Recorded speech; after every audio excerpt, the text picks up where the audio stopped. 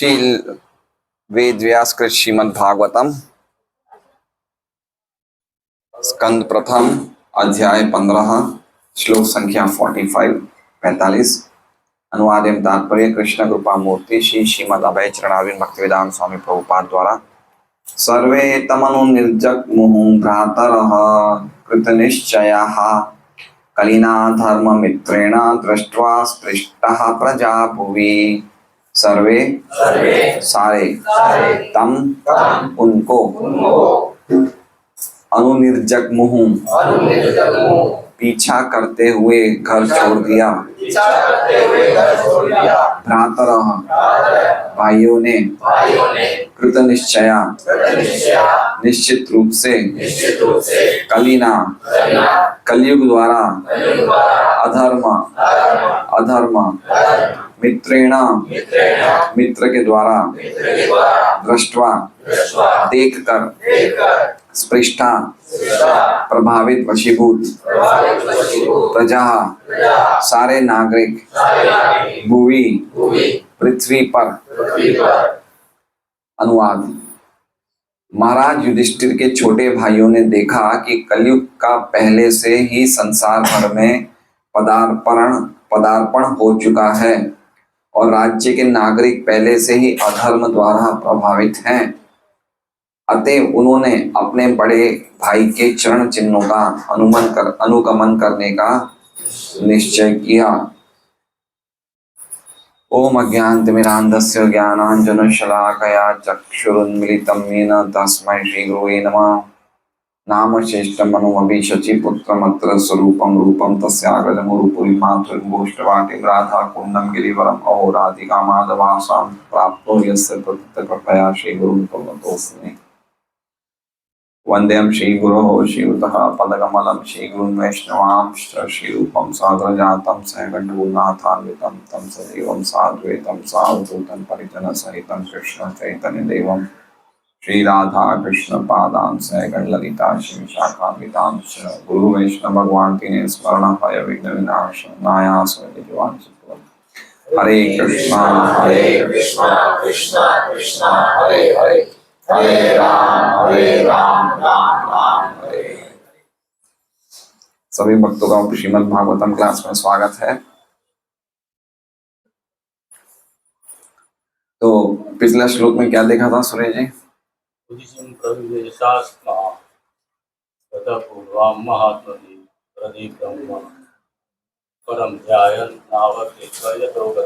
हाँ, क्या मतलब है? उत्तर दिशा की ओर ध्यान दे, जो अपने पूर्वज थे, महात्मा थे, उनके चरण चिन्हों पर चलने लगे। अपने हृदय में परमेश्वर को हृदय में स्थापित किया और गए। बहुत सुंदर। तो हमने 41 और 42 श्लोक में देखा कि किस प्रकार युधिष्ठिर महाराज ने अपनी अंतर स्थिति को सही किया और 43 और 44 श्लोक में देखा कि किस प्रकार युधिष्ठिर महाराज ने अपनी बाह्य स्थिति का व्यवस्था करी, है ना। अपने कपड़े फाड़ दिए, फटे हुए कपड़े पहने, भोजन पे अपना अंकुश लगाया, ठोस भोजन नहीं खाया, वाणी को बंद कर दिया, बालों को खोल दिया, अपने आप को ऐसा दिखाने लगे जैसे कि वो पागल हैं और उन्मत्त हैं, जड़ हैं, निष्क्रिय हैं और पिशाच की तरह दिखाने लगे, यद्यपि वो थे नहीं ऐसे। और अपने भाइयों की प्रतीक्षा किया बिना वो बहरे की तरह बाहर निकल गए। सुना कुछ नहीं सुना। अगर भाइयों ने बुलाया भी होता तो कुछ सुना नहीं। अश्रवण बधिरो यथा। और बाहर निकलकर कहाँ गए? उदीचिम मतलब उत्तर की तरफ मतलब कहाँ पे? हिमालय। उत्तर मतलब हिमालय। हिमालय तो सबसे सर्वश्रेष्ठ स्थान है भगवान का ध्यान करने के लिए।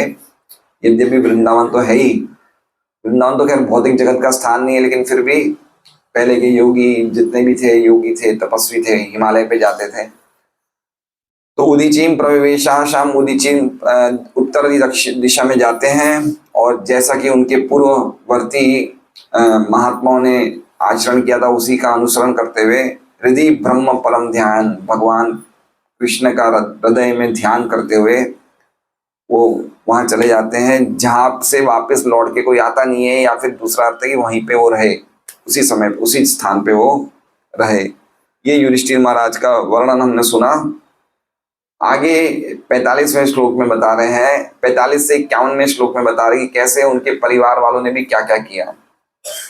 युधिष्ठिर महाराज के प्रस्थान के बाद उनके भाइयों ने सबसे पहले क्या किया, उसकी चर्चा आज के श्लोक में हम करेंगे। क्या किया उनके भाइयों ने, तो उनके भाइयों के बारे में बताया जा रहा है। सर्वे तमनु निर्जग्मुर, सर्वे मतलब सभी, और आगे लिखे भ्रातर मतलब सभी, उनके सभी छोटे भाइयों ने। सर्वे भ्रातर को पहले ले लीजिए तो आ जाएगा सभी, उनके सभी छोटे भाइयों ने। तम, तम मतलब महाराज युधिष्ठिर का। तम का अर्थ क्या हुआ, महाराज युधिष्ठिर का।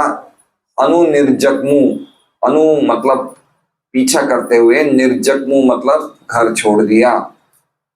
उन सभी छोटे भाइयों ने महाराज युधिष्ठिर का पीछा करते हुए घर छोड़ दिया। क्यों छोड़ दिया, तो कह रहे कृत निश्चया। कृत निश्चया मतलब उन्होंने युधिष्ठिर महाराज का अनुगमन करने के लिए वो दृढ़ संकल्प हो गए। कृत मतलब किया, निश्चय मतलब निश्चित कर दिया कि हमें हमारे भाई का ही अनुगमन करना है, हम उसके लिए दृढ़ संकल्प हो गए, है ना। कृत निश्चय कि जैसा हमारे भाई ने किया है, बड़े भाई ने किया है, वैसा ही हम सबको करना है, उसमें कोई डाउट नहीं था, कृत निश्चय हो गए। क्योंकि ऐसा, तो कह रहे हैं कलिना धर्म मित्रेण। कली, कलीना मतलब कली जो अधर्म का मित्र है। कलीना धर्म मित्रेण मतलब कलीना धर्म, कलीना धर्म मित्रेण का मतलब कलियुग जो अधर्म का मित्र है उसके द्वारा स्पृष्टा, स्पृष्टा मतलब प्रभावित हुए या वशीभूत हुए। कौन वशीभूत हुए, प्रजा, सारे लोग वशीभूत हो गए किसके द्वारा, कलयुग के द्वारा जो अधर्म का मित्र है। कहां पे, भूवि, इस धरती पर। तो दृष्टवा, ये सब पांडवों ने देखा कि कैसे इस धरती पे या इस राज्य में जितने सारे लोग थे वो लोग कलयुग के द्वारा प्रभावित हो गए। स्पृष्टा, स्पृष्टा मतलब छुए गए हैं, इन्फेक्टेड हो गए हैं, वशीभूत हो गए हैं कलयुग के द्वारा। और कलयुग क्या है, अधर्म का फ्रेंड है ना। अधर्म का फ्रेंड है मतलब जहां पे अधर्म होगा वहां पे कलयुग होगा, ठीक है। जहां पे अवैध स्त्री संग, व्यभिचार, मांस भक्षण, और चौथा कौन सा है, अवैध, हाँ अवैध और व्यभिचार तो एक ही हो गया। जुआ, नशा, मांस भक्षण और व्यभिचार, ये चार जगह जो अधर्म है ये किसके फ्रेंड्स हैं, ये सब ये कलयुग के मित्र हैं। तो अगर ये चार चीजें होंगी तो मतलब समझिए कलयुग है। तो ऐसा उन्होंने देखा पांडवों ने कि पूरे राज्य में जितनी भी प्रजा थी वो इन अधर्म से छुई गई है, मतलब कैसे ना कैसे कलयुग से सबके सब प्रभावित हो गए हैं। तो इसका हम समझ सकते हैं कि जब तक उसके पहले कलयुग से लोग प्रभावित नहीं थे, मतलब ये अधर्म से प्रभावित नहीं थे, है ना। तो ये एक प्रकार का डिग्रेडेशन है, पतन है। जैसे पहले क्या, पहले की सबसे पहले की पहला युग कौन सा आता है, मिश्र भगवान, सबसे पहला युग कौन सा है, मिश्र भगवान प्रभु, सबसे पहला युग कौन सा है जिसमें अधर्म नहीं होता है, सतयुग, ठीक है। सतयुग में नो ट्रेस, कोई अधर्म का कोई चिन्ह नहीं है, कोई लक्षण नहीं है, ठीक है। 100% धर्म फॉलो होता है कौन से युग में, सतयुग में। त्रेता युग में 25% कम हो जाता है, तो 75% धर्म फॉलो होता है त्रेता युग में। उसके पश्चात द्वापर युग में 50-50, 50% धर्म 50% अधर्म। और उसके बाद कलयुग में 25% धर्म और 75% अधर्म। और अभी हुए 5100-5200 साल जिसमें 25% जो धर्म बचा है वो भी धीरे धीरे धीरे धीरे धीरे रिड्यूस होके पूरा 0% धर्म हो जाएगा और उसके बाद प्रलय आ जाएगा, छोटा प्रलय, फिर वापस सत्युग शुरू हो जाएगा। तो ऐसे डिग्रेडेशन है ना, ये नेचर की, प्रकृति का नियम है कि कोई भी चीज भौतिक जगत में आती है तो बिल्कुल फ्रेश रहती है, धीरे धीरे धीरे धीरे सड़ना शुरू हो जाता है। तो सत्युग बिल्कुल फ्रेश है, त्रेता युग थोड़ा थोड़ा चालू हो जाता है, द्वापर थोड़ा और चालू हो जाता है, कलयुग थोड़ा और चालू हो जाता है, तो ये चलता रहता है। ये साइकिल है, ये टाइम साइकिल है, ये समय का ये चक्र है ये। तो इस प्रकार से ये चीजें देखी कि लोग, मतलब उन्होंने देखा पांडवों ने कि लोग जो हैं गलत काम करने लग गए हैं, अधर्म करने लग गए हैं, कलयुग के द्वारा लोग प्रभावित हो रहे हैं। ये देख के उन्होंने क्या नक्की किया कि अब हम भी अपने भाई के पीछे पीछे चले जाएंगे। ये निश्चित हो गए, दृढ़ निश्चित हो गए। सभी भाइयों ने महाराज युधिष्ठिर का पीछा करते हुए घर छोड़ दिया। उसके लिए वो बिल्कुल दृढ़ संकल्प हो गए महाराज युधिष्ठिर का अनुगमन करने के लिए। क्यों? क्योंकि उन्होंने देखा कि कलयुग जो अधर्म का मित्र है उसने सभी प्रजा को छू लिया है या प्रभावित कर दिया है। ये देख के दृष्टवा, ये देख के उन्होंने अपने भाई का पीछा करने का निश्चित कर लिया। ये श्लोक का अर्थ है। ठीक है। विश्वनाथ चक्रवर्ती ठाकुर श्रीधर स्वामी की विशेष कोई टीका नहीं है इसमें, तो मैं एक्चुअली मैं लाना भी भूल गया बुक्स वुक्स। तो हम तात्पर्य पढ़ते हैं।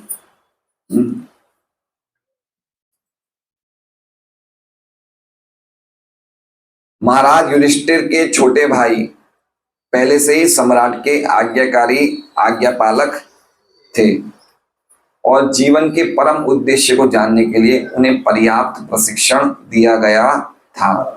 तो जीवन का परम उद्देश्य जानने का उनको ज्ञान था, है ना। आज की तारीख में देखिए कि कितने लोगों को जीवन का उद्देश्य पता है। मान लीजिए कि अगर इस गोपाल नगर में 200 घर हैं, अगर आप 200 घर में से 25 लोगों को पूछ लें कि जीवन का उद्देश्य क्या है, तो आपको बिल्कुल सही जवाब नहीं दे पाएंगे। सही बात है। क्या जवाब मिल सकता है हमें? कोई लोग ऐसा बोलेंगे कि भाई अच्छे बनना है, अच्छी बात है, किसी का बुरा मत चाहो, कोई ऐसा बोल सकते हैं। कोई ऐसा कर सकते, क्या बोल सकते हैं कि भाई देश की सेवा करो, परिवार की सेवा करो। ये जवाब मिलेंगे हमें। समाज की सेवा करो, अपना ड्यूटी करो, कर्म करो, कर्म ही पूजा है, कोई ऐसा बोलेंगे, है ना। कोई ये कहेंगे कि भाई क्या कहते हैं, जीवों की रक्षा करो। ऐसे अलग अलग उद्देश्य, अलग अलग चीजें बताएंगे। ठीक है। परिवार की सेवा करो, माता पिता की सेवा करो, मानवता की सेवा करो, है ना। फिर कुछ ऊंचे होंगे, वो क्या कहेंगे कि मानवता की सेवा करो। मानवता की सेवा करना ही भगवान की सेवा है। ठीक है। ऐसे ऐसे अलग अलग बताएंगे। फिर कोई बहुत कम ऐसे लोग होंगे जो बताएंगे कि मोक्ष प्राप्त करना है। ऐसे कितने लोग होंगे? बहुत कम होंगे। उनको पहली बात मोक्ष का अर्थ उनके लिए ये होता है कि भाई परमात्मा से एक हो जाना, है ना। ऐसे लोगों की भी संख्या बहुत कम होगी। ये स्थिति पे भी आने के लिए एक्चुअली में मोक्ष प्राप्त करना भी हमारा तो उद्देश्य नहीं है। जीवन का उद्देश्य, परम उद्देश्य नहीं है। इसमें लिखा है जीवन का परम उद्देश्य। जीवन का उद्देश्य है मोक्ष प्राप्त करना, लेकिन परम उद्देश्य नहीं है ना। शास्त्र में लिखा गया है, वेदों में है, धर्म अर्थ काम मोक्ष, ये 4 पुरुषार्थ है। लेकिन भगवान के प्रेम के सामने ये चारों पुरुषार्थ भी फीके हैं। ऐसा चैतन्य महाप्रभु बनारस में प्रकाशानंद सरस्वती आदि जितने भी मायावादी सन्यासी थे उनके सामने बोलते हैं, कृष्ण विषय प्रेमा परम पुरुषार्थ, यार आगे तृण तुल्य चारी पुरुषार्थ। कि भगवान कृष्ण से प्रेम करना वो परम पुरुषार्थ है। यार आगे तृण तुल्य, जिनके सामने तृण मतलब तिनका, तिनके के समान है चारी पुरुषार्थ। तो धर्म अर्थ काम मोक्ष क्या है? ये तिनका है। किसके सामने? भगवान से प्रेम करने के सामने क्या है? ये धर्म अर्थ काम मोक्ष तिनका है। लेकिन अगर हम लोगों से ये भी पूछेंगे कि जीवन का उद्देश्य क्या है, तो मोक्ष भी जो भगवान की प्राप्ति के लिए, भगवान के प्रेम के लिए तिनका है, उसको भी बहुत कम लोग बताएंगे। तो लोगों को यही नहीं पता जीवन का उद्देश्य क्या है ना। और इनको पांडवों को इसकी लिखा हुआ है पर्याप्त प्रशिक्षण दिया गया था। पर्याप्त प्रशिक्षण मतलब ट्रेनिंग। तो ट्रेनिंग का अर्थ क्या होगी, उनके साथ हमेशा साधु रहते थे, धौम्य ऋषि रहते थे, बड़े बड़े ऋषि मुनि रहते थे उनके साथ। हमेशा युधिष्ठिर महाराज अपने साथ ऐसे ऐसे बड़े बड़े ऋषियों को रखते थे। समय समय पे उनको सही जानकारी मिलना, सही धर्म का उपदेश प्राप्त करना। तो इनके पास हमेशा ही अपने आप को साधु संघ में रखते थे, क्योंकि इतने बड़े राजा थे। तो बड़े राजा होते हैं तो जीवन का उद्देश्य भूलना स्वाभाविक होता है। लेकिन अगर अपने साथ इन्होंने इतने बड़े बड़े साधु मुनियों को रखा है तो इसका मतलब बार बार उनसे क्या करते थे, श्रवण करते थे। इसलिए हमें बार बार श्रवण करते रहना है, जिससे कि हमें जीवन का उद्देश्य भली भांति पता रहे, हम भूल नहीं जाए। क्या है जीवन का उद्देश्य? है भगवान की धाम की प्राप्ति करना, या चैतन्य महाप्रभु की भाषा में होता है भगवान का प्रेम प्राप्त करना, है ना। न धनम न जनम न सुंदरीम कविताम। ना मुझे धन की आवश्यकता है, ना मुझे अनुयायियों की आवश्यकता है, ना ही मुझे कोई सुंदर स्त्री की कामना है, ना ही मुझे बहुत ज्यादा अपने नाम प्रतिष्ठा की इच्छा है। मम जन्मनि जन्मनीश्वरे, ना ही मुझे मोक्ष की इच्छा है। उसके लिए क्या बोलते हैं, मैं जन्म जन्मांतर भी जन्म लेने के लिए तैयार हूं। मम जन्मनि जन्मनीश्वरे भवताद भक्तिर अहेतु की त्वयि, मैं आपकी अहेतु की भक्ति ही करना चाहता हूं, उसके अलावा मुझे मोक्ष भी नहीं चाहिए। धन जन सुंदर की बात तो आगे दूर की बात है। तो ये श्री चैतन्य महाप्रभु परम पुरुषार्थ कृष्ण प्रेम बता रहे हैं, ये जीवन का उद्देश्य है। और लोगों को जीवन का उद्देश्य नहीं पता, इसलिए लोग परेशान हैं, लोग इसलिए दुखी है। प्रभुपाद जी गीता जी के किताब में लिखता है कि अगर व्यक्ति को यही नहीं पता चले कि मेरा घर, जैसे कोई व्यक्ति एक गृहस्थ व्यक्ति है, उसको यही नहीं पता चले कि जीवन का उद्देश्य क्या, तो उसका जीवन कितना मतलब लाइफलेस होगा, है ना। समझ रहे हैं भाई। जैसे कोई भी व्यक्ति होता है, उसे पता है कि मुझे अच्छी तरह, गृहिणियां होती है उन्हें पता है भाई मुझे अच्छी तरह घर को मेंटेन रखना है, तो एक उनके सामने एक गोल होता है। एक व्यक्ति होता है, पुरुष होता है, भाई मुझे दुकान अच्छी तरह चलानी है, अच्छी कमाई करते, तो एक गोल तो होता है। लेकिन अगर गोल ही नहीं हो तो कैसा लगे जीवन, है ना। जैसे मान लीजिए एक व्यक्ति बाइक पे घूम रहा है, उससे बोले भाई कहाँ जा रहे हो, बोले मुझे तो पता नहीं, तो हमें कैसा लगेगा कि उस पर दया आएगी, भाई पता नहीं ऐसे भागे जा रहा है, इधर उधर भाग रहा है। तो उसी प्रकार से व्यक्ति परेशान क्यों है, व्यक्ति मायूस क्यों है, व्यक्ति निराश क्यों है, व्यक्ति चिंतित क्यों है, व्यक्ति शोकाकुल क्यों है, क्योंकि उसके जीवन का उद्देश्य नहीं पता है। अगर जीवन का उद्देश्य पता चले जाएगा कि हमें भगवत प्रेम प्राप्त करना है, तो उसकी जीवन की गति शुरू हो जाएगी, उसे दिशा मिलेगी, है ना। ये सबसे इंपॉर्टेंट बात है। आप देखिए इस दुनिया में कितने लोगों को जीवन का उद्देश्य पता है। इस दुनिया में 3 सबसे ज्यादा बड़ी जातियां कौन सी है बताइए। एक तो हिंदू है, एक मुसलमान है, और कौन है, ईसाई है। तो मुसलमान और ईसाई को तो वैसे नहीं पता है। अब कौन बचे, हिंदू बचे। हिंदुओं में आधे से ज्यादा निराकारवादी हैं, सही बात है। निराकारवादी प्राय सब निराकारवादी है। जो भक्ति करते हैं वो भी इसलिए भक्ति करते हैं कि हमें मोक्ष प्राप्त करना है। समझ रहे हैं बात को। भक्ति क्यों करते हैं कि भाई हमें तो भगवान से एक होना है, अल्टीमेटली मुक्ति को प्राप्त करना है। तो भक्ति करने का भी उनका जो करने की क्रिया है, उसके पीछे उद्देश्य उनका क्लियर नहीं है। या कुछ भक्ति इसलिए करते हैं कि भाई हमें सब कुछ मिलता है, धन मतलब जीवन की सब आवश्यकताएं प्राप्त होती है, इसलिए भक्ति करते हैं। तो कितने लोगों को जीवन का उद्देश्य पता है। फिर उतने में ये सब और आ गए, निराशाराम आ गया, श्री श्री आ गए, इन्होंने और गड़बड़ी कर दी। अब और कितनों को पता है बताइए। सदगुरु जी आ गए और निराकार जी आ गए, इन्होंने जिनको थोड़ा बहुत पता था और उनको वो कर दिया, मटिया मेट कर दिया इन्होंने। अब कितने लोगों को पता है, 5% भी नहीं है, 0.10% होंगे, 0.10%। देख लीजिए सूरत की आबादी क्या है। सूरत की आबादी 80 लाख है। 80 लाख का 10% करिए,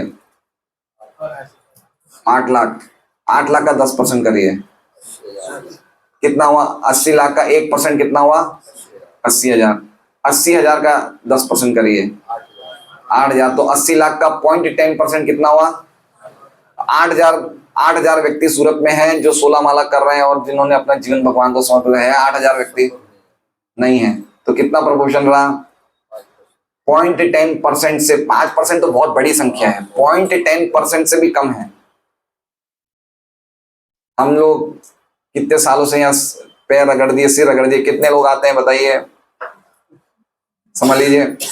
हमारी स्थिति क्या वो भी बताता हूं। ये तो मैं उनकी स्थिति बता रहा हूं जिनको जीवन का उद्देश्य नहीं पता है। हमें तो जीवन का उद्देश्य पता है तो हम नहीं आते। अब बताइए हमसे बड़ा दुर्भाग्यशाली कौन होगा।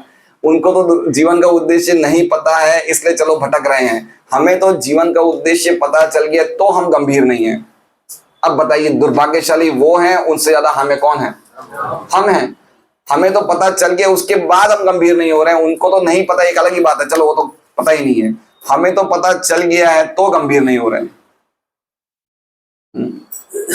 इसलिए पांडवों को, इतने बड़े राजा थे, इतने बड़े ये प्रतापी व्यक्ति थे, लेकिन अपने जीवन के उद्देश्य को कभी नहीं भूले। और इसलिए प्रभुपाद जी लिखते हैं उन्हें पर्याप्त प्रशिक्षण दिया गया था। प्रशिक्षण मतलब ट्रेनिंग, मतलब अभ्यास। तो अभ्यास करना बहुत जरूरी है, हाँ? सबसे इंपॉर्टेंट बात गीता जी में 3 जगह भगवान अभ्यास के बारे में बोलते हैं। 8वें अध्याय का 8वां श्लोक है, अभ्यास योग युक्तेन चेतसा नान्यगामिना, कि अभ्यास के द्वारा मेरे में मन लगाओ। तो जब अर्जुन पूछते हैं चंचलमी मन कृष्ण, तब भगवान वापस बोलते हैं अभ्यास है ना जो कौनते या वैराग्येण च क्रियते, अभ्यास करो, प्रैक्टिस करो। और फिर तीसरे 12वें अध्याय में भक्ति योग में बोलते हैं भगवान कि अगर मेरे पे मन नहीं लगा सो तो अभ्यास के द्वारा मेरे में मन लगाओ। कौन सा श्लोक है वो? कौन सा? मई अभ्यास योग युक्तेन, एक और श्लोक है 12वें अध्याय। 3 जगह भगवान, तो अभ्यास करना चाहिए। जैसे मान लीजिए कि हम 16 माला करने का हमने नियम लिया है, तो हमें अभ्यास करना चाहिए कि कितनी माला मेरे मन बिना की कर रहा हूं, कितनी माला मन लगा के कर रहा हूं। फिर अभ्यास के द्वारा जो मन नहीं लगा रहे हैं उसको कम करते करते करते 16 माला पूरी तरह से अच्छी तरह करने का अभ्यास करिए। अभ्यास, ट्रेनिंग बहुत जरूरी है। कोई भी चीज ट्रेनिंग से होती है, बिना ट्रेनिंग के हम नहीं परफेक्शन पे पहुंच सकते हैं। साफ साफ रूपाधि के पर्याप्त प्रशिक्षण मिलना चाहिए, हमें ट्रेनिंग मिलनी चाहिए कि हरे कृष्णा कृष्णा कृष्णा हरे हरे, हरे राम राम राम हरे। ये एक मंत्र मैंने अच्छी तरह लिया, पास हो गया। फिर दूसरा मंत्र, ऐसे ऐसे हमें अभ्यास करना चाहिए। अरे एक इस मंत्र में मेरा दिमाग इधर चला गया, गड़बड़ हो गई, इसे कहते हैं ट्रेनिंग। आप देखिए ओलंपिक्स 4 साल में आता है, 4 साल में ओलंपिक्स एक बार आता है। और उसकी तैयारी कब शुरू होती है चंचल? उसकी तैयारी जैसे मान लीजिए कि अभी ये कौन सा साल चल रहा है, 2025। अभी मुझे नहीं पता ओलंपिक्स कौन से साल में गया था, कौन से साल में गया था, कुछ पता है? मान लीजिए 2024 में गया होगा। अभी अगला ओलंपिक्स कब है? 2028 में। लेकिन 2028 की ओलंपिक्स की तैयारी कब से चालू हो गई? 2024 वाले ओलंपिक्स के पूरे होते ही चालू हो गई। जो मैराथन में भागने वाला है, जो 100 मीटर की रेस लगाने वाला है, उसने अभी से ही प्रैक्टिस करना शुरू कर दिया।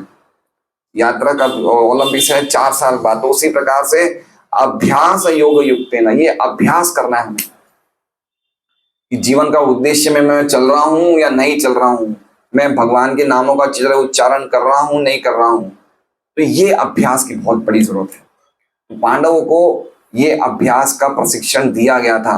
जब से वो राज्य पे थे वो कभी नहीं भूले थे कि हमें भगवान के पास जाना है, तुरंत चले गए वो, है ना। ये बताया जा रहा है, आगे कह रहे हैं अतः उन्होंने भगवान कृष्ण की भक्ति करने में अपने बड़े भाई का अनुसरण करने का निश्चय किया। अब ये जो लाइन मैंने कही, अतः उन्होंने भगवान कृष्ण की भक्ति करने में अपने बड़े भाई का अनुसरण करने का निश्चय किया। जानवी तनया माता जी, ये कहाँ है ये शब्द? ये जो अभी हमने सेंटेंस बोला इससे संबंधित कौन सा शब्द है? नहीं नहीं, तम अनु निर्जग मूल, भाई का पीछा किया, ये है ना, भाई का पीछा किया। तो क्या पीछा किया उन्होंने? उन्होंने उनकी मानसिकता का पीछा किया। उनकी मानसिकता में क्या रहते हैं हमेशा? कृष्ण। तो उन्होंने ये निश्चय किया, ये देखिए क्या क्या लिखा, साफ साफ देखिए, उन्होंने कृष्ण की भक्ति करने में अपने बड़े भाई का, ऐसा नहीं कि आंख बीच के पीछे जा रहे हैं, ऐसा नहीं है हम पीछे चल दिए, ऐसे नहीं समझना चाहिए। किस चीज का पीछा किया? अपने भाई की भक्ति की मेंटेलिटी में पीछा किया कि हमारे भाई जैसे भक्ति करते थे वैसे ही हमें भक्ति में लगना है। उनकी मानसिकता का पीछा किया, ना कि उनके शरीर का पीछा किया। समझ रहे बात को, है ना। लिखा है तम अनु निर्जगमुर, उन्होंने भाई का पीछा करते करते घर को छोड़ दिया। तो क्या चीज का पीछा किया? वो अंधे नहीं थे, वो आंख मीच के पीछा नहीं कर रहे थे। उन्होंने देखा कि मेरे भाई किस प्रकार भगवान का स्मरण कर रहे हैं, उसी भावना का पीछा किया कि हमें भी ऐसे ही कृष्ण की भक्ति करनी। देखिए साफ साफ लिखा है, कृष्ण की भक्ति करने में अपने बड़े भाई का अनुसरण किया, अनुसरण करने का निश्चय किया। तो समझ रहे हैं बात को, मेंटेलिटी उन्होंने देखी, इसलिए उन्होंने आंख मीच के कोई काम नहीं किया। उन्होंने क्या देखा कि हमारे बड़े भाई भगवान की भक्ति में लगे हुए हैं, इसलिए हमें भी भगवान की भक्ति में ही लगना है, इस चीज का पीछा किया। आगे देखिए क्या लिखा है, सनातन धर्म के नियमानुसार आधी आयु बीत जाने पर गृहस्थ जीवन से विरक्त होकर मनुष्य को आत्म साक्षात्कार में प्रवृत्त होना चाहिए।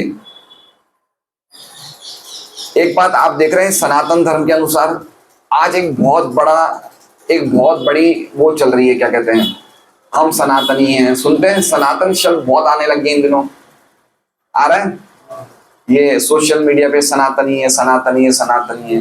लेकिन हम ये सनातनी बोल के क्या कर रहे हैं? हम खाली लिप सर्विस कर रहे हैं। लिप सर्विस मतलब समझ रहे हैं, फोटो की सेवा। खाली बोल रहे हैं हम सनातनी हैं, लेकिन सनातन धर्म में क्या है उसको फॉलो नहीं कर रहे हैं। हम सनातनी हैं, हम हिंदू हैं। अरे भाई तुम बराबर है सनातनी, लेकिन जो लिखा है वो तो करो। हम सनातनी, चाय पियेंगे हम सनातन। अरे चाय क्यों पी रहे हो जब सनातनी हो तो, है ना। काम हमें एक सनातनी वाला करना नहीं है और बोलना क्या है, हम सनातनी हैं। तो इसमें प्रभुपाद सनातन धर्म का क्या एक पॉइंट है वो बता रहे हैं। सनातन धर्म के अनुसार व्यक्ति को आधी आयु बीत जाने पर गृहस्थ जीवन से विरक्त होकर मनुष्य को आत्म साक्षात्कार में प्रवृत्त होना चाहिए। सनातन धर्म का नियम है ये। अच्छा, इसमें एक बात देखिए, बहुत अच्छी बात लिखी प्रभुपाद ने। क्या लिखा है इन्होंने, क्या लिखा है, 50 साल बीत जाने पे लिखा है आधी आयु। आधी आयु तो जो 50 साल वाले उनके लिए और आशाएं तोड़ दी, क्योंकि 50 साल तब लिखा जाएगा जब पूरी आयु 100 साल की होगी। अब इन्होंने क्या लिखा है, अब समझ लीजिए क्या आधी आयु का अर्थ होता है। मान लीजिए कोई व्यक्ति 75 साल का जीता तो उसकी आधी आयु क्या हुई, 37.5 साल, है ना। ये इतने स्ट्रॉन्ग आदेश हैं शास्त्रों के। अगर हम इन्हें फॉलो नहीं करते हैं तो अपने आप को सनातनी बोलने का हमें कोई हक नहीं है। पॉइंट समझ रहे हैं। कोई जी रहा है 75 साल, मेरे हिसाब से तो आज 75 साल भी अच्छी आयुष्य मानी जाती है। अभी हमारे परिवार में हमारी भाभी है, कजिन भाभी है, उनकी डेथ आज रात को गई 1 बजे। क्या उम्र थी, 58 साल, 58 ईयर्स, है ना। आप समझ रहे हैं। देखिए कब हमारा दिन आएगा हमें कुछ नक्की नहीं है, इसलिए ये सोचना बहुत जरूरी है कि हमें कैसे अपने, इसलिए प्रभुपाद जी ने पूरी पांडवों की सामयिक निवृत्ति वाले अध्याय में मोटा मोटी हर एक तात्पर्य में ये बात लिखी है कि हमें आखिरी 15-20 साल रिटायर होना है, भगवान को 100% सेवा में लगना है, आधी आयु बीत जाने पे लगना है। क्यों लिखना है, क्योंकि मृत्यु बहुत डरावनी है। मृत्यु में भल भले कांप जाते हैं, इसलिए व्यक्ति को जीवन से ही सिखाया जाता है कि वो कृष्ण में पूरा जीवन जिए, तो वो मृत्यु के बाद कहाँ जाएगा, वो कृष्ण के पास जाएगा। सही बात है। प्रभुपाद जी कहां से आए, प्रभुपाद जी कहां से आए, कृष्ण के धाम से। जीवन भर कहां रहे, कृष्ण में ही रहे। कृष्ण में ही रहे मतलब पूरा जीवन कृष्ण में ही बिताया, छोड़ने के बाद कहां गए, कृष्ण के पास। अभी हमारा क्या होना चाहिए, यही सिस्टम हमारा होना चाहिए। जीवन भर कृष्ण में रहो, जाना कहाँ है, कृष्ण। इसलिए भक्तों की मृत्यु नहीं होती है, भक्तों के लिए कोई डेथ नहीं होती है। भक्तों को कहाँ जाना है, कृष्ण के पास, है ना। देखिए प्रभुपाद जी पूरे दुनिया में प्रचार किया, लेकिन अंतिम समय में कहाँ गए, वृंदावन आ गए। और वृंदावन में भी आखिरी टाइम पे भक्ति वेदांत तात्पर्य लिख रहे थे, भागवतम के परपट टीकाएं लिख रहे थे, बोल रहे थे, और चारों तरफ भक्त घिरे हुए थे, हरे कृष्णा बोल रहे थे। तो ऐसे शरीर छोड़ना चाहिए। तो मृत्यु के टाइम कहाँ जाना है, कृष्ण के पास। तो उसकी मृत्यु होती ही नहीं है। प्रभुपाद बहुत अच्छा उदाहरण देते हैं कि एक बिल्ली का बच्चा है, बिल्ली पकड़ के बिल्ली के बच्चे को ले जा रही है। बिल्ली के बच्चे को डर लगेगा? नहीं, मेरी माँ के साथ हूं मैं तो उसी तरह से मृत्यु के टाइम भक्त को क्या लगता है? मैं कृष्ण के पास जाऊंगा। क्यों? क्योंकि उन्हें पर्याप्त प्रशिक्षण कर लिया है, पर्याप्त अभ्यास किया है भगवत भक्ति का, उन्हें बिल्कुल डर नहीं लगता है। और ये अगर वो जो भक्ति नहीं करता है उसको बहुत डर लगता है मृत्यु से। क्यों? क्योंकि उसकी स्थिति चूहे की तरह, चूहा बिल्ली के मुंह में, चूहे को क्या लगेगा? अब मैं गया। तो अभक्त को क्या लगेगा? अब मैं गया। लेकिन भक्त को क्या लगेगा? मैं कृष्ण के पास जा रहा हूं। तो भक्त के लिए मृत्यु है, भक्त के लिए कृष्णा है, और अभक्त के लिए क्या है? वही कृष्णा मृत्यु है। इसलिए ये समझना चाहिए कि उसके लिए हमें समय चाहिए। इसलिए सनातन धर्म का एक रूल है कि आधी आयु के बाद हम लोग विरक्त होकर मनुष्य को आत्म साक्षात्कार में प्रवृत्त होना चाहिए। लेकिन इस प्रकार प्रवृत्त होना सदैव निश्चित नहीं रहता। कभी कभी निवृत्ति प्राप्त लोग मोहग्रस्त हो जाते हैं कि जीवन के अंतिम दिनों में अपने को किस तरह, अब ये सबसे इंपॉर्टेंट बात है। क्या लिख रहे हैं इसमें? कि कभी कभी, लेकिन इस प्रकार प्रवृत्त होना सदैव निश्चित नहीं रहता। कभी कभी निवृत्ति प्राप्त लोग मोहग्रस्त हो जाते हैं कि जीवन के अंतिम दिनों में अपने को किस तरह लगाए रखा जाए। पॉइंट समझ रहे हैं? अभी देखिए कितने लोग यहाँ पे मैं देखता हूँ, पर्वत पाटी मैंने एक चीज देखी है, वहां वेसु में इतना नहीं देखता हूँ, यहाँ देखता हूँ बड़ी उम्र के लोग बिल्डिंग के नीचे बैठ के ताश खेलते हैं। सही बात है? क्यों? क्योंकि उन्हें नहीं पता रिटायरमेंट लाइफ कैसे जीनी चाहिए। इसमें ये लिखा ना, निवृत्ति प्राप्त लोग मोहग्रस्त हो जाते हैं। निवृत्ति तो ले ली उन्होंने, रिटायर हो गए, पेंशन मिल रहा है या जो भी कुछ है, लेकिन अब करें क्या? तो क्या करते हैं? ताश खेल लेंगे, या पोतों के साथ खेल लेंगे, या टीवी देख लेंगे, या टहल लेंगे। क्यों? क्योंकि मोहग्रस्त है कि हमें करना क्या है। सही बात है? कोई ना कोई, कुछ ना कुछ, कोई सेवा भावी व्यक्ति होगा तो कोई ना कोई मानवता की सेवा में लग जाएगा, कोई सेवा के कार्य में लग जाएगा। लेकिन उन्हें ये नहीं पता कि हमें भक्ति करनी है, भजन करना है, हमें पूरे टाइम भगवान की भक्ति में लगना, ये नहीं पता है। सही बात है ना? कितने लोगों को देखते हैं हम ओल्ड एज की व्यक्तियों को, अभ्यास करते ही नहीं है वो लोग। उन्होंने कभी अपनी बचपन में, जवानी में अभ्यास किया नहीं है, बुढ़ापे में मोहग्रस्त रहते हैं। हमें करना क्या है? सही बात है? देखते हैं हम कितने कितने बड़ी उम्र के लोगों को आज की तारीख में, आज एक आप सर्वे करिए, गोपाल नगर के 25 बूढ़ों से मिलिए, या आपकी सोसाइटी में देखिए कितने लोग भक्ति में लगे हुए हैं। नहीं करते भक्ति। कोई टीवी देखता है, कोई अखबार, कोई को अखबार पढ़ने का बहुत शौक होता है, वो अखबार पढ़ता है, कोई ऐसे ही फालतू टाइम खराब कर रहा है। और अभी तो ये मोबाइल आ गया तो मोबाइल पे बैठे रहते हैं। तो इसे प्रभुपाद कहते हैं ये मोहग्रस्त है कि करे क्या। एक्चुअली में ऐसा नहीं है कि ये नहीं कर सकते भक्ति, लेकिन इनको पक्का पता नहीं कि हमें करना क्या है। इसलिए प्रभुपाद आगे कह रहे हैं, यहाँ पांडव जैसे अधिकारी जनों का निर्णय दिया हुआ है। तो पांडव एक ऑथोरिटीज है। अधिकारी का मतलब क्या है? ऑथोरिटी। तो पांडव ने एक रास्ता बताया कि क्या करना चाहिए, है ना? महाजनों ये न गतो सपंता, पांडव बता रहे हैं कि कैसे जीवन। पांडव को कोई जरूरत नहीं रिटायरमेंट की, तो भगवान के सब नित्य पार्षद हैं। युधिष्ठिर महाराज को ऐसे घर छोड़ के जाने की जरूरत नहीं है, लेकिन वो एक बता रहे हैं मनुष्य समाज को कि हमें फॉलो करो भाई, हमने एक रास्ता बताया, तुम उसे फॉलो करो, अपना दिमाग मत लगाओ। गीता जी में भगवान कहते हैं, यद यद आचरति श्रेष्ठ तत्तद एवेतो, कि श्रेष्ठ व्यक्ति जो चीज को फॉलो करता है। अभी मान लीजिए कि मुकेश अंबानी अभी रिटायर हो जाए और भगवान की भक्ति करे, तो उसका तो सब जगह ऑनलाइन में आ ही जाएगा। अब 16 माला कर कितने लोगों को प्रेरणा मिलेगी। सही बात है चंचल? कितने लोग बोलेंगे अरे ये कर रहे हैं 16 माला, हमें भी करना चाहिए। सही बात है ना? अगर वो भागवत पढ़ रहा है और उसका एक सोशल मीडिया में 1 मिनट का आगे मुकेश अंबानी भागवत पढ़ रहा है, तो हमारा भागवत वितरण कितना होगा बताइए? हो रहा है, डबल डिस्ट्रीब्यूशन हो जाएगा। क्यों? अरे ये पढ़ रहा है तो सब लोग लेंगे। तो इसलिए पांडव अथॉरिटी भाई, इससे बढ़कर कौन हो सकते? प्रतापी राजा जो इतनी शक्ति रखते थे कि देवताओं भी उनसे हेल्प लेते थे, इनसे बढ़कर प्रतापी राजा कौन हो सकते हैं? लेकिन इन्होंने भी आखिर में रिटायर किया। ये देख रहे हैं कि कलयुग का लक्षण आ गया, लोगों को कलयुग प्रभावित कर रहा है, लेकिन इन्होंने फिर भी दखल नहीं दिया। दखल दे सकते थे, पांडव इतने सशक्त थे कि युधिष्ठिर के जाने के बाद भी भीम अर्जुन सब लोग कलयुग को पीछे धकेल दे सकते थे, लेकिन इन्होंने क्या देखा, ये अब काम हमारे परीक्षित का, मेरा नहीं है। क्या देखा इन्होंने, अब परीक्षित का काम है, हमारा बेटा है ना वो करेगा, अब हमें नहीं करना, इसमें वापस हमें नहीं जाना है। तो एक समय के बाद हमें समझना चाहिए कि अब हमने व्यापार कर लिया, या हमने नौकरी कर ली, या हमने अपना धंधा कर लिया, अब हमारे बच्चे संभालेंगे, अब मैं वापस उसमें क्यों जाऊं। समझ रहे बात को। अब मेरा पर्पस अब अलग हो गया, मैं अलग आश्रम में प्रवेश कर रहा हूं, अब मेरा उद्देश्य अलग हो गया।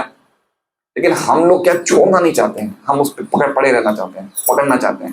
तो ये पांडव अथॉरिटी बता रहे कि नहीं हमें छोड़ना है, अब वो लोग संभालेंगे, हमें छोड़ना है, ये अथॉरिटी। और ये देखिए, ये अगर अथॉरिटी नहीं बताएंगे तो आने वाली पीढ़ियों को क्या शिक्षा मिलेगी।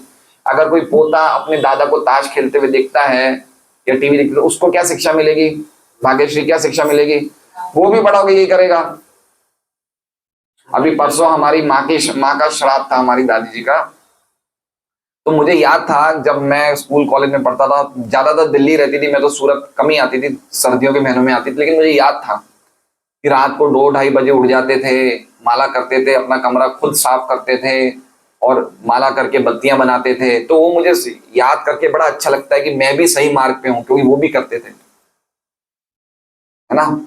एक ही टाइम खाते थे, दोपहर को, रात को खाली दूध पीते थे, नीम के दातुन से ब्रश करते थे, बिल्कुल सरल सात्विक जीवन था। अब अगर हमारे बच्चों ने देखा कि हमारा दादा तो व्हाट्सएप देखता था, टीवी जाता था, पेपर पढ़ता था, तो वो क्या उसको शिक्षा मिलेगी, वो भी यही करेगा। तो अगर हम अथॉरिटी को फॉलो नहीं कर रहे हैं, हम कोई गलत मार्ग पे जा रहे हैं, तो हम आने वाली पीढ़ियों को भी भ्रष्ट कर रहे हैं। पॉइंट ये समझिए, हम तो खुद तो गड़बड़ कर ही रहे हैं। अब जैसे मान लीजिए किसके घर की लेडीज नौकरी करती है, तो आने वाली पीढ़ियों लड़कियों को क्या सलाह शिक्षा दे रही है, वो भी नौकरी करेंगे। फिर आप उन लड़कियों को ये नहीं बोल सकते हो कि भाई तुम नौकरी मत करो, तुम घर पे ही रहो। आप ऐसा मुझे क्यों बोल रहे हो, हमारी वो बुआ भी तो करती थी नौकरी, है ना, तो उनको क्यों नहीं बोल रहे हो। तो एक गलत परिपाटी शुरू हुई नहीं हुई। इसलिए प्रभुपाद ये बोलना चाहते हैं, अथॉरिटीज ने क्या किया, पांडव से बढ़कर कोई अथॉरिटी है नहीं, उन्होंने क्या किया वो आप करो, नया रास्ता क्यों निकाल रहे हो आप। ये बहुत इंपॉर्टेंट पॉइंट है। इसलिए हम आंख मीच के डिसीजन ले सकते हैं ये अथॉरिटीज के आश्रय पे कि हमें भी एक टाइम पे रिटायर होना चाहिए। हमारे अथॉरिटी ने किया है, हमारे पास पूरा प्रूफ है, सनातन धर्म ने कहा है, शास्त्रों ने कहा है, बड़े बड़े भक्तों ने कहा है, सबने कहा है। तो हमारे पास गुरु साधु शास्त्र का एक पूरा सपोर्ट है कि हम गलत मार्ग पे नहीं जा रहे हैं। उन सबों ने पूर्ण पुरुषोत्तम भगवान श्री कृष्ण की भक्तिमय सेवा के अनुशीलन में अपने आप को प्रवृत्त किया। तो उनके लिए बता रहे हैं कि ये परम उद्देश्य के पीछे वो कौन सा परम उद्देश्य था, क्या उद्देश्य था, भगवान श्री कृष्ण की भक्तिमय सेवा में लगना ही परम उद्देश्य है। जो कि इस उद्देश्य को बहुत कम लोग जानते हैं। ज्यादातर लोग कौन से उद्देश्य को जानते हैं, तो बता रहे हैं स्वामी श्रीधर के अनुसार धर्म अर्थ काम तथा मोक्ष जीवन के चरम लक्ष्य नहीं है, जैसा कि कई लोग सोचते हैं। कई लोग मतलब क्वांटिटी वाले लोग, बड़ी मात्रा में लोग क्या सोचते हैं, धर्म अर्थ काम मोक्ष, ज्यादातर ये सोचते हैं। और वेदों में भी लिखा है, लेकिन 3 बड़े ग्रंथ हैं उसमें इनको पूरी तरह से हटा दिया है। गीता जी में हटा दिया है। गीता जी में कौन से श्लोक में बताएंगे, अभी बताएंगे कौन से श्लोक में हटा दिया धर्म अर्थ काम मोक्ष। भागवत में हटा दिया, कौन सा श्लोक है, धर्म प्रोजित केतवोत्र। जो धोखाधड़ी वाले धर्म है उनको भागवत से पूरी तरह निकाल दिया है। धर्म अर्थ काम मोक्ष अल्टीमेटली जीवात्मा को धोखा देते हैं, तो भागवत से भी निकाल दिया है। और चैतन्य में मैंने अभी आपको श्लोक पढ़ा जहाँ चैतन्य महाप्रभु खुद बोल रहे हैं, कृष्ण विषय प्रेमा परम पुरुषार्थ यार आगे तृण तुल्य चारी पुरुषार्थ। चारों पुरुषार्थ हैं वो कृष्ण प्रेम के सामने तिनके के समान है। तो अल्टीमेटली ये बहुत ही गुह्य, बहुत ही सीक्रेट बात है जो बहुत कम लोगों को पता है कि भगवान का प्रेम प्राप्त करना ही परम पुरुषार्थ। लेकिन पांडव को ये बात पता था, क्योंकि उन्होंने अपने भाई को देखा फॉलो करते हुए, और उन्होंने खुद भगवान कृष्ण से सुना है ना। कृष्ण से कहाँ सुना है अभी बताएंगे। इनका अभ्यास तो वे करते हैं जिन्हें जीवन के चरम लक्ष्य, इनका अभ्यास तो वे करते हैं जिन्हें जीवन के चरम लक्ष्य की कोई जानकारी नहीं। किनका अभ्यास, धर्म अर्थ काम मोक्ष का अभ्यास वो लोग करते हैं जिनको ये नहीं पता कि भक्ति करनी चाहिए। उन लोगों के लिए क्या है? धर्म अर्थ काम मोक्ष। ठीक है ना? जैसे भाई कुछ तपस्या करनी चाहिए, कुछ तीर्थों में जाना चाहिए, ये धर्म अर्थ काम मोक्ष अंतर्गत सब आता है, लेकिन उनको ये नहीं पता कृष्ण भक्ति परम जीवन का उद्देश्य है। तो ऐसे लोगों को धर्म अर्थ काम मोक्ष करना चाहिए, ऐसा नहीं करना चाहिए। जो लोग जीवन का उद्देश्य भगवान की प्रेम भक्ति करना है, उनको, जिनको नहीं पता, उनको धर्म अर्थ काम मोक्ष का अभ्यास करना चाहिए। इनका अभ्यास तो वे करते हैं जिन्हें जीवन के चरम लक्ष्य की कोई जानकारी नहीं है। स्वयं भगवान ने भगवद गीता 18.64 में जीवन के चरम उद्देश्य का संकेत किया है ना? आप जीवन का चरम उद्देश्य का संकेत भगवान ने किसमें किया है? 18.64। सुप्रीम उद्देश्य, सुप्रीम जीवन का उद्देश्य क्या है? भगवान 18.64 में कहते हैं। कौन सा श्लोक है? सर्वगूह्यतमं भूय शृणु में परम वचा इष्टोसी में दृढ़मिति ततो वक्ष्यामि ते हितम, कि मैं तुम्हें सीक्रेट से सीक्रेट बात बोल रहा हूं। सर्वगूह्यतमं, गूह्यतम, गूह्य मतलब सीक्रेट, गूह्यतर मतलब मोर सीक्रेट, और गूह्यतम मतलब सबसे सीक्रेट। सर्वगूह्यतमं भूय, भूय मतलब वापस सुनो। क्या बोल रहे हैं भगवान? वापस सुनो, मतलब एक बार बोल चुके हैं गीता जी में। सुनो में परम वचन, मेरा ये परम वचन सुनो तुम वापस। क्यों सुना रहे हैं? इष्टोसी में दृढ़मिति, क्योंकि तुम मेरे बड़े प्रिय हो। ततो वक्ष्यामि ते हितम, तुम्हारे हित के लिए बोल रहा हूं। तो दो चीज बोली भगवान ने, वो सर्वगूह्यतम है, इससे बढ़कर कोई दूसरा है ही नहीं। स्वयं कृष्ण बोल रहे हैं इससे बढ़कर कोई चीज नहीं है। परमम वचन, कौन सी दो बार, कौन सा श्लोक बोला दो बार? राधिकेश प्रभु गीता जी में एक ही बात को दो बार बोली है भगवान ने। सर्वगूह्यतमं भूय, भूय मतलब वापस सुनो। कौन सा श्लोक है? भगवान का परम वचन नहीं जानते, बोलिए मन मना भव मत भक्तो मध्याजी मान नमस्करो, 9वें अध्याय के आखिरी श्लोक में भी कहा, और ये 18वें अध्याय के 65 श्लोक में वापस कह रहे हैं कि इससे बढ़कर कोई दूसरा सबसे गुह्यतम सेंटेंस नहीं है।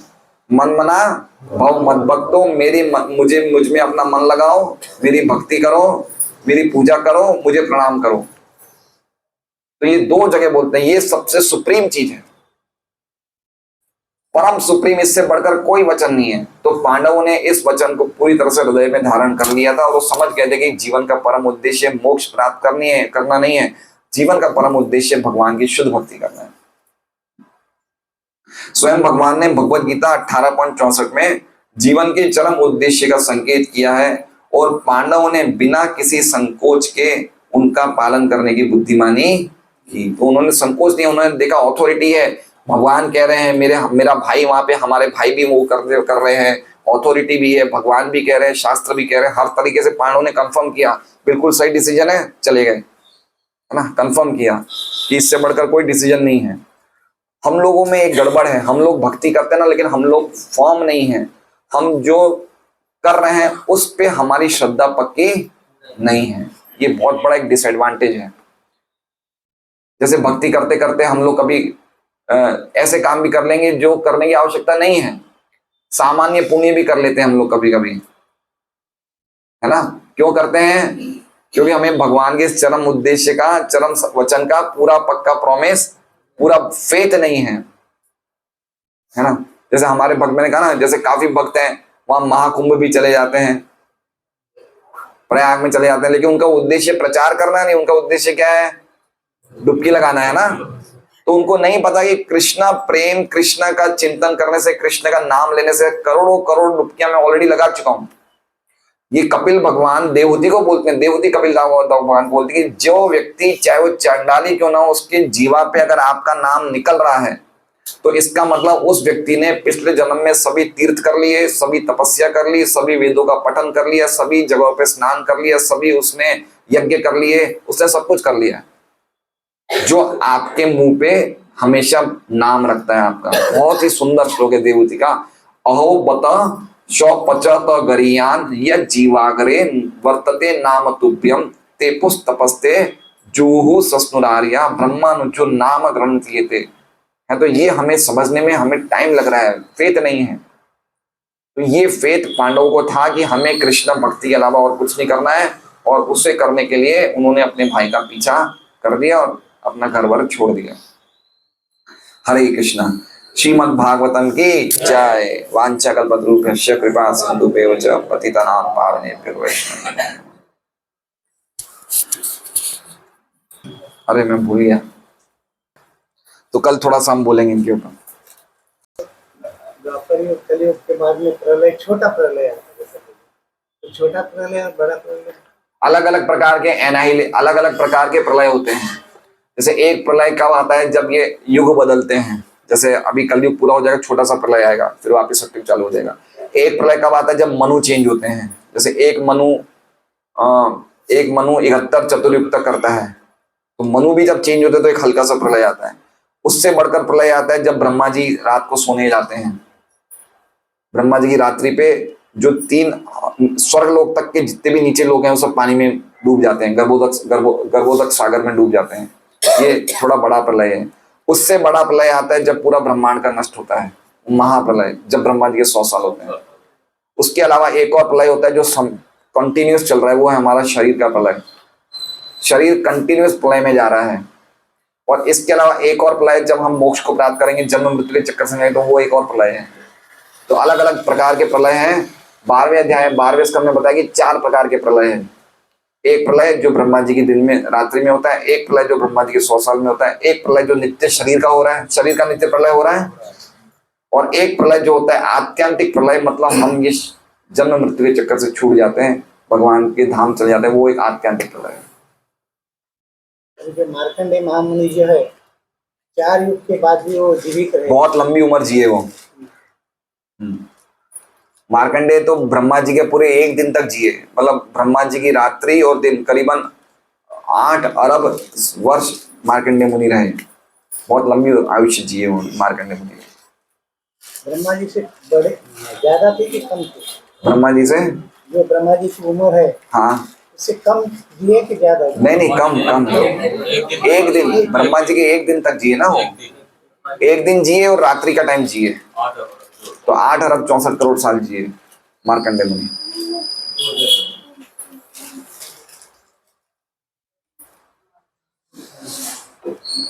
हम लोग तो नहीं जी सकते इतना। और वो जो प्रभु जी पीपल के पत्ते पे जो भगवान, हाँ, वो मार्कंडेय मुनि ने दर्शन किए थे। भगवान के पीपल के पत्ते पे भगवान अपने अंगूठे को चूस रहे हैं, वो दर्शन मार्कंडेय मुनि ने किए थे। और वो दर्शन देवहूति माता ने भी किए थे। 3रे स्कंद में भी आता है, वो बहुत फेमस दर्शन है भगवान के। पीपल के पत्ते पे बैठे हुए भगवान अपने अंगूठे को खुद चूस रहे हैं। क्यों चूस रहे हैं अपने अंगूठे को? क्यों चूस रहे हैं अपने अंगूठे को? हैं? हाँ, वो देखते हैं मेरे भक्त लोग मेरे चरणों पे इतना आश्रित रहते हो, ऐसे मेरे चरणों में क्या मिठास है, तो उस मिठास को चखने के लिए खुद चखते हैं। हरे कृष्णा।